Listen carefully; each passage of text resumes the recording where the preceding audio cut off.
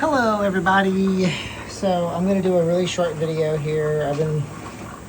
This is something I've wanted to do, and I actually started this video the other day, but I decided just to redo it. So I'll tell you guys what I did here. So I just built some lids, and I put the lids up here. I got my keely fish. See the female back there, the male is right there harassing another female. But we're gonna talk about these blueberry snails actually. Oh, it's been a long day. I've been working in here all day trying to set everything up. I'm gonna do a tour of this room here probably sometime this coming week because it's getting to a point where I can actually walk around in here. My fish room was in the shed. In the backyard. I was going to do some insulation, all kinds of stuff to weatherproof it so it'll hold the temperature. I started to do that. My wife was like, you know what, this is just too much work. So let's just go ahead and move it into the house. So she gave me permission to move my entire fish room into the house. It's been interesting because with this many fish tanks, the humidity in here was pretty high at first. So I have a dehumidifier. I've got these lids. The fish room's a mess, so so yeah. Don't judge me. Okay. Yeah, so I got fans. Got a fan up there. I got a fan here. I got a fan down here. I know you guys will be like, oh my god. Got a fan there. I'm using the baseboard heater. I'm kind of thinking that that's going to be cheaper than using the space heater. We also have a fan right here. I don't actually have this one on right now because it was kind of loud. I need to do a little bit of work on that fan because I took it apart and cleaned it, and it's. I'm going to do some readjusting on that thing because the fan blade is just kind of pushed up against the part that's holding it, and it's, I don't know. Anyways, back to the blueberry snail. So this is what's going on. Did a little bit of research. These guys do like to burrow in the sand, and you can see one back there crawling around on the sand. You can see this little guy here. I got these from Moonlight Aquatics up in Seattle area. Super cool, pretty awesome guy, really friendly, really nice. I told him that history buried in your aquarium, Fishery Alex sent me here because I didn't know about that store obviously, except for the fact that, Alex, if you're watching this, what's up? So anyways, these guys here, it's just crazy. There's a person here in town that is selling them at her brand new fish store, and she's selling them for a lot of money.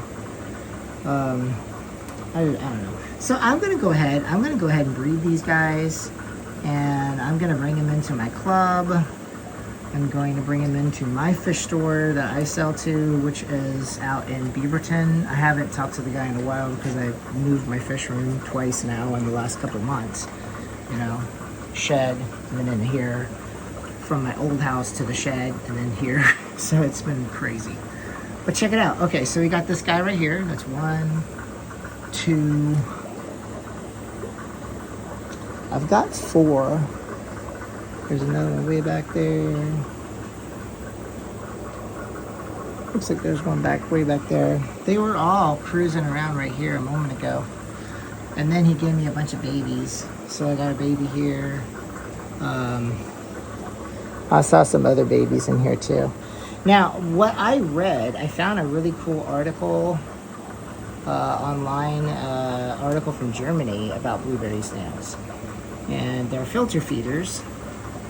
So you do want to use algae, different type of algae. I am working on making a new batch of my fish food because I do take fish food that's already made, and then I kind of add to it. So I'll show you guys because a lot of the stuff is right here in front of me. So this is my go-to fish food. Sarah is great stuff. Then I use the fry food. I take this stuff and I mix it. So I got these jars. I just dropped it. My dog's gonna eat that now. It's kind of funny. I got so many of these little bottles, and when you know how much they are, you're like, oh my gosh. So yeah, this is what I got going on here. So this stuff here is great. Then I mix it. With different types of algae. Chirilla. This is a freshwater algae, similar to spirulina, but not. There's actually like these pellets too. Pellets are great. See the pellets. I don't know about flax meal. I'm looking into that some more. And bee pollen. I'm starting to use bee pollen because it's got a lot of minerals. It's got a lot of other stuff in there that's really, really good. And I actually was reading online. Somebody actually said, like one of the forums that I found, actually said that I would not breed snails without bee pollen. And I was like, wow, okay, that's kind of cool. And then of course, this doesn't go into my fish food, but I do use a lot of almond leaves. The Indian almond leaves here. What else can I tell you guys? So I also use rice bran. Can't remember exactly what it's called. It's like rice bran. Trying to think what else I wrote in there. Oh yeah, of course. Soldier fly larva. I get this giant bag, freeze dried soldier fly larva. Now these guys here, what they actually eat, they eat algae, but they also eat like in the water because they're like filter feeders. But I read that they do eat some stuff.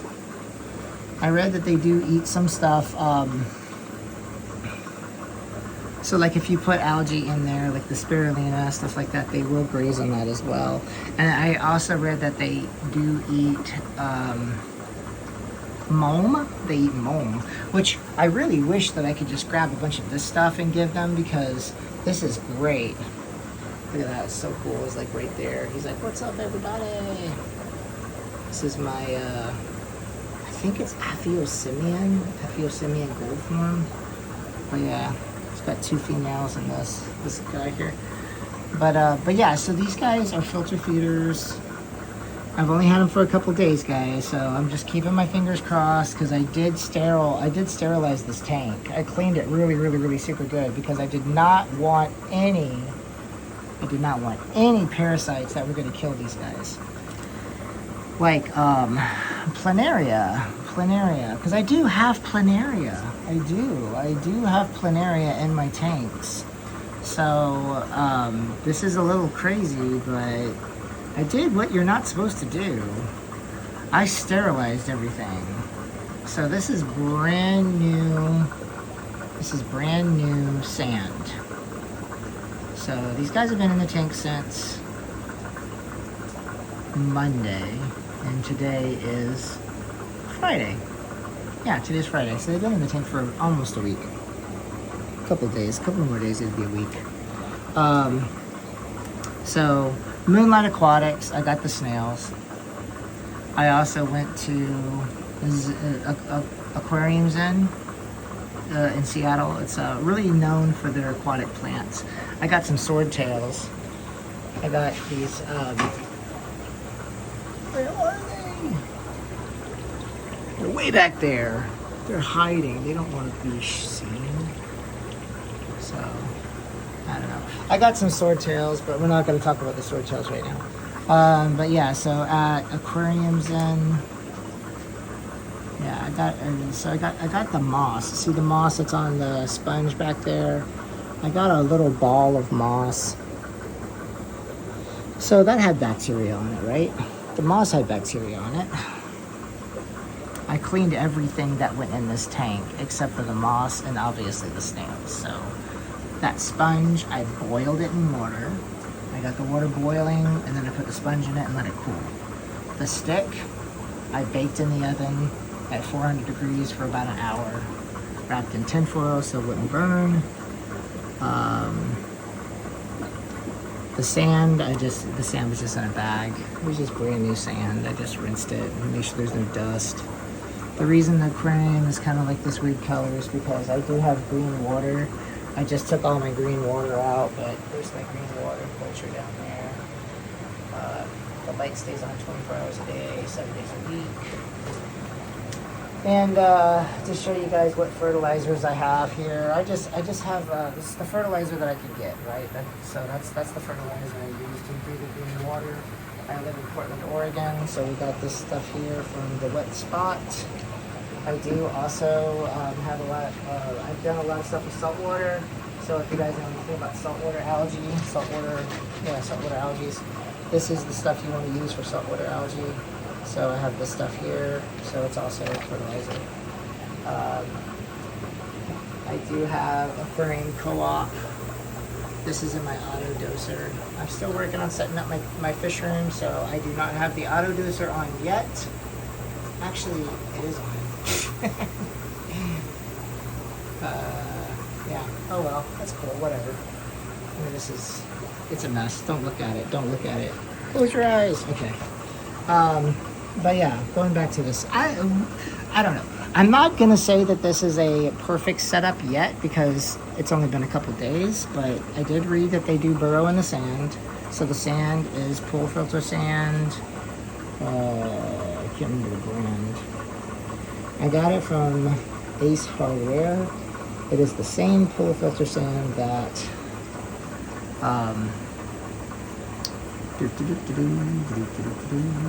wait for it, Alex was talking about. So, you know, like when you go to read the pool filter sand, like when I was at Home Depot, I was trying to make sure there's no like, you know, like other stuff in there. Like, I don't know. I'm not really sure what they would put in pool filter sands to sterilize it, but I just didn't want to take any chances. And this is the same stuff that Alex from Fishery said, and yeah, it's like his page, he actually, like, one of his videos, it shows the bag, and I was like, okay, that is the bag, that's the bag they have. It looks exactly like that. It just says, you know, like silica, something like that. But yeah, these guys are good, and it's like they seem to be cruising around. It's like, here's this guy here, let's zoom in on him. Seems pretty cool. Just kind of hanging out. I gotta pull some trash out of here.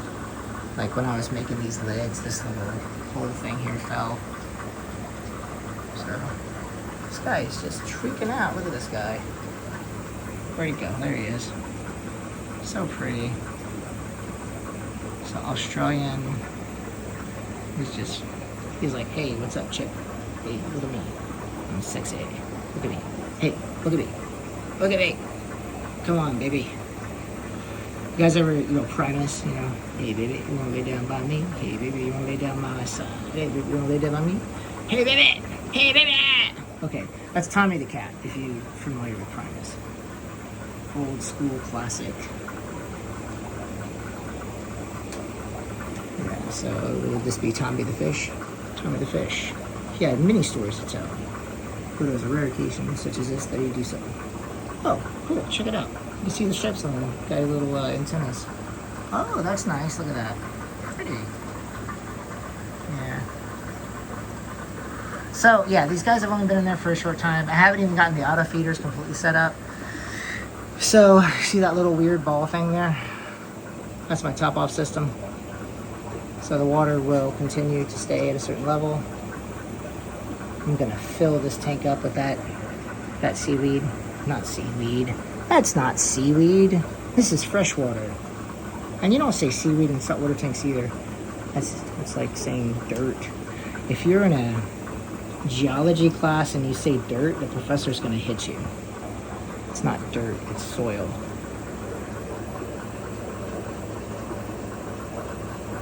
Or mulm or something. I don't know. Pumice? Yeah.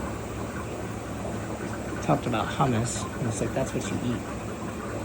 Really freak them out. Anyways, yeah, it's been a long day. I'm delusional. So yeah, I got a little piece of coral in there. So here's another thing too. These guys, okay, so the water, like what I was reading, what I was reading is like you want the same type of water as like live bearers, like mollies and guppies and so forth. So pH kind of mid-range. So yeah, I know it's a piece of coral in there. Got to be careful with that. I do have a pH monitor, so I keep track of that. You don't want to chase pH, okay? Everyone's like, oh no, like all the pros out there, like don't be chasing pH. I just want to get a good steady pH and kind of keep at it. So that's what I'm going for here. And these guys do want harder water. That's what I was reading. So like a mid sevens. So I'm gonna have to look into that a little bit more and make sure I got everything spot on. And it's gonna be hard because a lot of the stuff that you put in this tank is gonna make the water soft. Indian almond leaves are gonna make the water soft. That wood, which is gonna create biofilm, is going to make the water soft. So that's gonna be kind of a trick. You know, you're gonna have to keep a good eye on that. I do have my, so I mean, I've got some expensive toys around here, guys. But I've been doing this hobby for a little while. So some of my toys, you just, if you're starting out, you're not gonna go out and buy this stuff. So this is my pH monitor. I don't have it turned on right now. Is it even plugged in? It's not even plugged in yet. So the way this thing works, imagine if it was turned on, it would say 8.5 or something, right?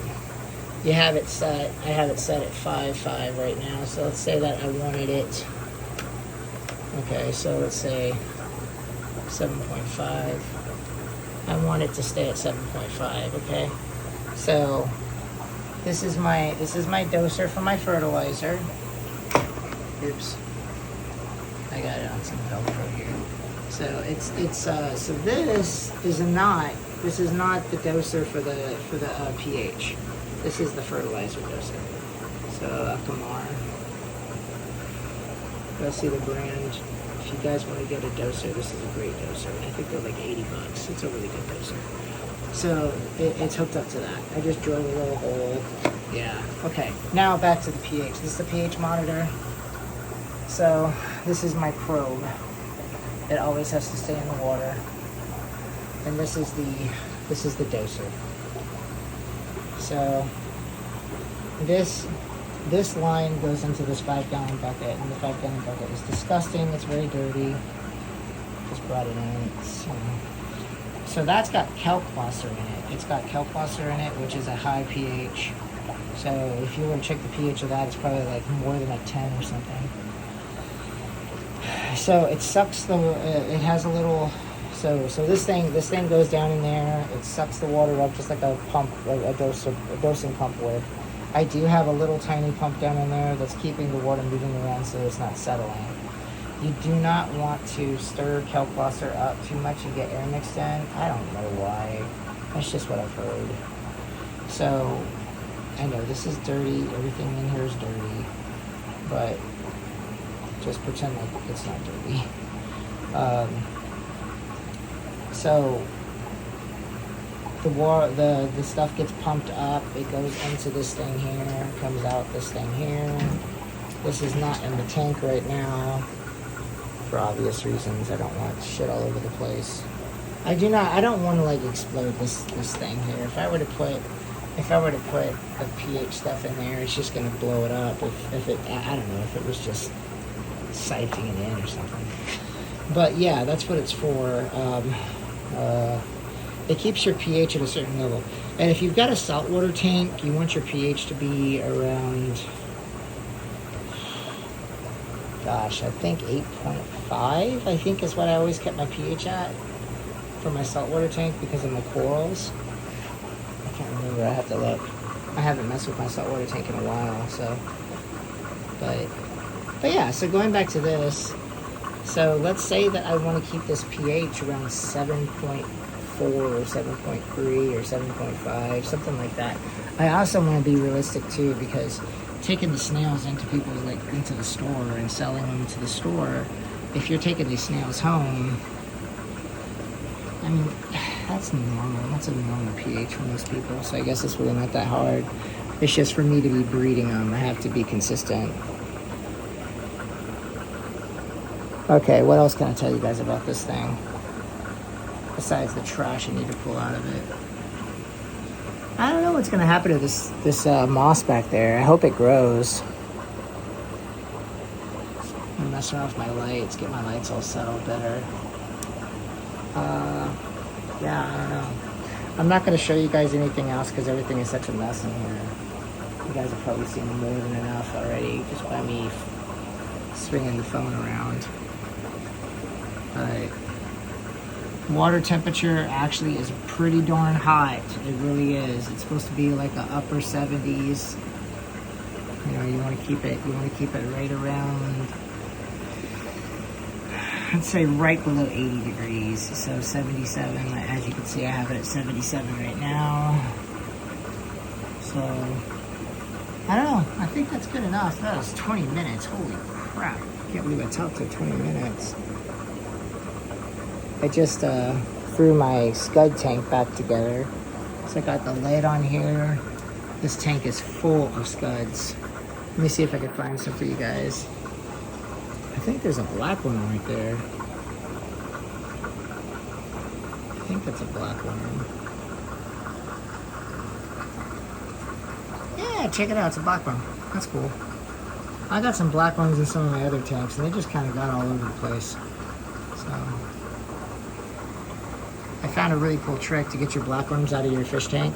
Take a piece of like boiled broccoli, like blanched broccoli.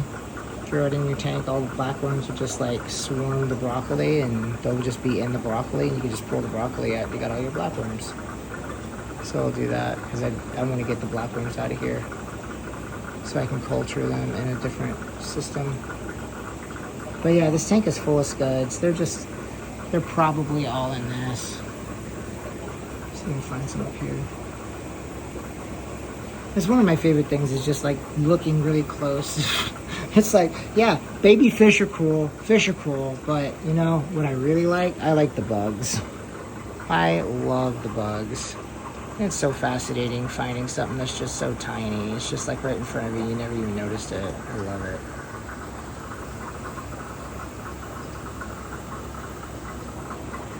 I'm trying to get used to this new phone. So you guys can see the scuds there. And you know, if like just going like this, there's so many. I'm sure there's a lot in that. If I were to just like take my stick and stir it around, it's gonna be really hard because I've never had lids on these tanks. So I'm so used to just sticking a stick in there or my hand in there and moving things around. So it's gonna be hard to deal with.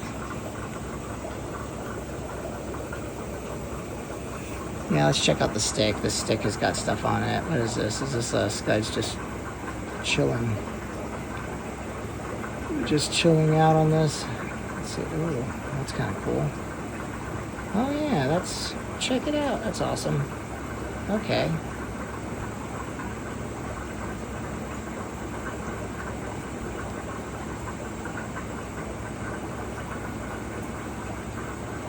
Looks like shit, but you can see a little bit more. Whoa, that's not good. Oh, hey, there we go. Oh, that's fine. See if I can get it to focus on the stick here now. Okay, that's all the way back. It's kind of funny.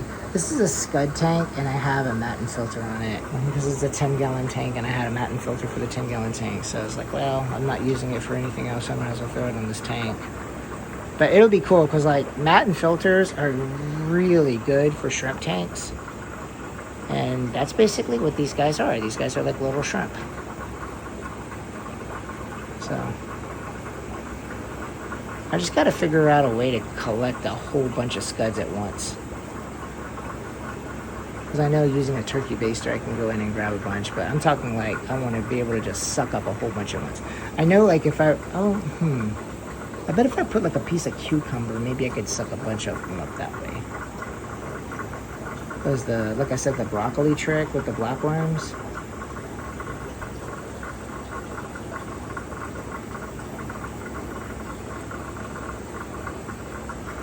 If anybody is watching this, oh my gosh, it's kind of funny because I'm just like tweaking out on these rocks. All this mulling down there, which is perfect for live food. You just have to really get close to see what's in there. This is where you'd find the infusoria and all kinds of stuff. You can see little things floating by. Okay, all right. Well, thanks for watching, guys. I mean, if you are watching, just give me some suggestions on what I should breed. Because I'm gonna be moving again in about a year or two. Just to give you an idea here, so so this tank here has got the blueberry snails. Let me see if I can find. So I have this one beautiful little endler. So if I could find it, see if it's gonna show up. I've got this one single beautiful little endler. I'm gonna pull that little guy out and throw in that tank and line breed it. I don't see it right now. It's really late, so my fish are probably mad at me. They're like, dude, we're supposed to be asleep. Turn the lights off. What the hell? My fish get mad. Believe it or not, I get chewed out by my fish quite often. They're like, you don't make any sense. You're all over the place. Why do you keep messing with us? So I think about it. I moved to this new house around the beginning of October. And then I moved from the old house to this house the beginning of October. So all my fish were in buckets, and then they were thrown into the tanks the beginning of October. I know I've said that a couple times, but check it out. From there, we go from the shed, which was a horrible experience for everybody, especially these poor guys. Not these guys specifically, because these guys are brand new, but a lot of my fish was a horrible experience for them. From the shed to inside the house. This is a lot safer environment for them. But it's January, guys. It's only a couple of months. So, yeah.